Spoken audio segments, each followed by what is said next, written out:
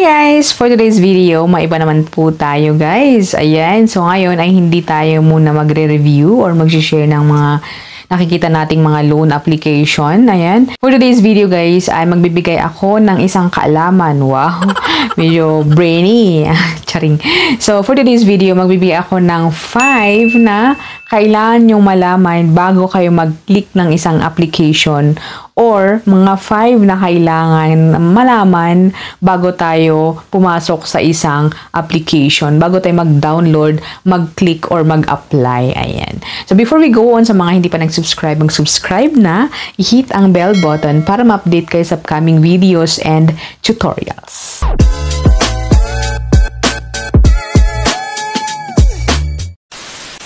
Alright guys, so yan nga, welcome and welcome back sa ating episode. Ayan, so for today's video nga, i-share ko yung mga kailangang malaman, yung mga mostly na requirements and kung ano yung mga experiences ko.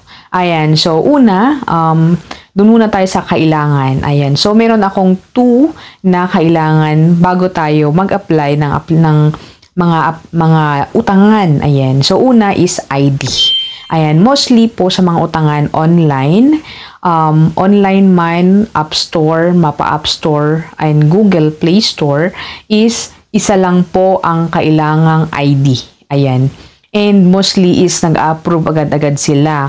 Lalo na pag ginagamit po natin yung mga high caliber na mga ID natin or yung mga recommended na ID natin. So, mostly na mga ID, ayan, na hinihingi nila or pwede sa kanila is UMID ID, Passport ID, National ID, ayan, SSID, ID, Health Card.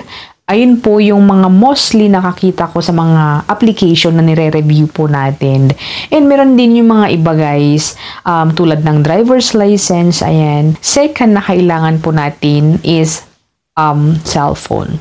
Siyempre, para ma-download natin yung application is kailangan natin ng cellphone. Ayan. So, very easy mag-download ng mga application, ng mga utangan, ayan, sa Google Play Store or App Store. And kailangan din nating maging mabusisi bago natin i-download yung mga applications na yun. So, tapos na tayo sa mga kailangan. So, 2 lamang po yun, yung ID and yung cellphone. Ngayon ay ang mga iba pang mga kailangan nating malaman. Ayan, mostly sa mga application or lahat is kailangan nila ng references. Ayan, 1 to 3 na reference mostly ang kanilang hinihingi na contact reference.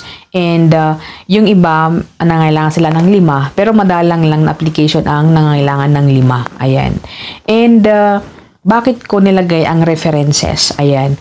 So, pagka-click pa lang natin ng pagka-download or pag-apply pa lang natin ng pagbukas natin ng mga application guys is binibigyan po natin sila ng permission sa ating contacts. So, sa contact references, 1 to 3 or 1 to 5, ayan, nilalagay natin yung example is 3. Pero, automatic guys na meron silang permission sa ating contacts. So, hindi lamang po 3, kundi kung ano po yung nakalagay sa ating contacts ay nakaka-capture ng kanilang system. Sa mga 7 days na mga application, mostly pag hindi po tayo nakakabayad. So, in my case, guys, in my experience, nung hindi po ako nakabayad or hindi ako nakabayad sa aking due date, ayan, is kahit hindi ko po nilagay na contact references, ay tinatawagan nila. Ayan, so, dun ko po na proof na since binigyan natin sila ng ating permission sa contacts and sa ating phone, whatever phone or mga social media, whatever application sa phone is meron na silang copy. Pero mostly is yung sa contacts guys kasi yung mga contacts na nakalagay doon, yun po yung tinatawagan ng mga agents ng mga application, ayan, or yung mga utangan, ayan, utangan na lang sasabihin natin. So, yun po guys, ang about sa contact references. So, hindi lang po yung nilagay natin, kundi pag hindi po tayo nagbayad ng due date, is pwede nilang tawagan yung nasa contact list po natin. Next na aking i-share is yung short term or long term. Meron yung mga application na long term, I mean, sa long term is 15 days or 30 days, 3 months, 6 months, kanyan. And meron din yung short term. Mostly, maraming mga application din naman ang mga legit na application. Pero meron din naman yung mga lumalaban na mga application na 7 days. So, sa short term na application guys is sobrang laki yung mga binabawas nila. Before po natin i-click yung loan now or apply now na button, check po natin yung loan term 7 days and check po natin yung mga or kailangan po nating i-check yung mga binabawas. Kasi sobrang laki yung mga service charge po nila. So, kailangan busisi po tayo sa mga application. Ayan. And then, sa due date na. So, ngayon ay medyo ang daming nagtatanong sa aking mga videos kung ano nga bang gagawin ni ganito sa due date niya or kung hindi siya nagbayad, si ganito, si ganyan. So, dito ko na lang sasabihin guys na pag due date ng mga legit na application, pwede po tayong mag-email sa kanilang email address and pwede po tayong makiusap. Ayan. So, mostly naman is pwedeng makiusap sa kanila. Sample na lang si Bilis. Ayan, pwede tayong makiusap sa kanila through email. Or si Tala, ayan, pwede tayong makiusap. Pero meron din yung mga long term na legit daw, ayan, na hindi po tayo pwedeng makiusap. Like kay Mr. ganyan. So, hindi po sila pwedeng pakiusapan. So, talagang pag due date mo, talagang bugbugin ka ng mga tawag ng mga agent, text message. Ayan, yun po ang isa pa pala na sabihin ko sa inyo. Pag sa due date, guys,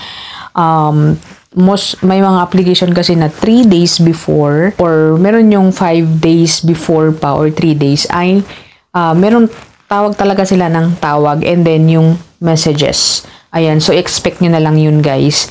And for me, ang ginagawa ko na lang pag ganun, ini-ignore ko na lang. Since magbabayad naman ako sa exact date.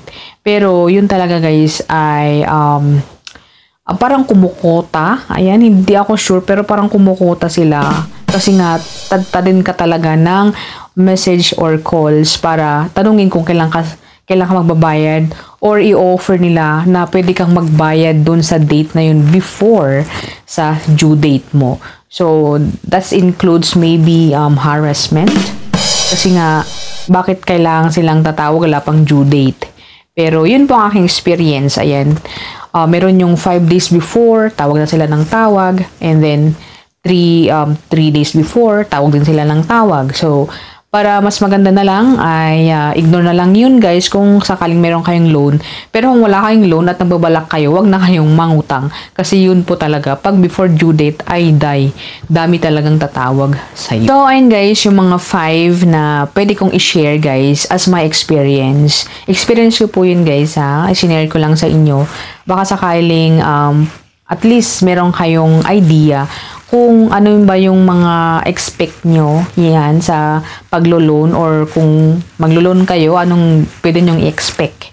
Ayun, so expect po natin na maraming tatawag sa atin mostly, lalo pag madelay po tayo ng isang araw or mga ilang araw, ayan, ay tadtarin ka talaga and masakit pa talaga, ay nakaka-stress, nakaka-anxiety, lahat na is yung magsasend sila ng mga harassment tulad ng ipapabarangay ka nila or ire-report ka nila, bibisitahin ka nila, whatever. Yun guys, yung pinaka talaga. Ayan, so naranasan ko na rin yun but I